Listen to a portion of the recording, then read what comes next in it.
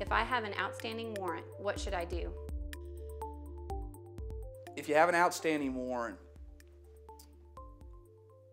the best thing you can do is probably contact a lawyer to go ahead and prearrange what the conditions of your release will be.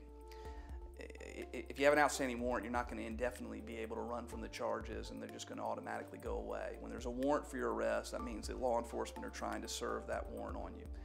And if it's served on you when you're working or when you're jogging down the street or driving in your car, then when you go in front of a judicial official, it looks a whole lot better if you've actually turned yourself in on the warrant. In other words, it doesn't look like you've been running for the warrant or ignoring the warrant. Because bond in North Carolina is set based on two factors, whether or not you're a flight risk or whether or not you're a danger.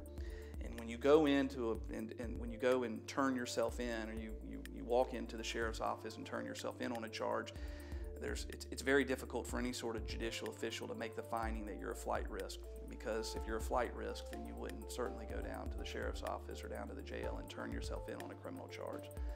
So when you have a prearranged bond condition or a prearranged condition of release, it sort of limits the amount of time ultimately you'll spend in jail. In other words, if you go in, get processed, and then there's already been an agreement as to your bond, you'll get out of jail that much quicker.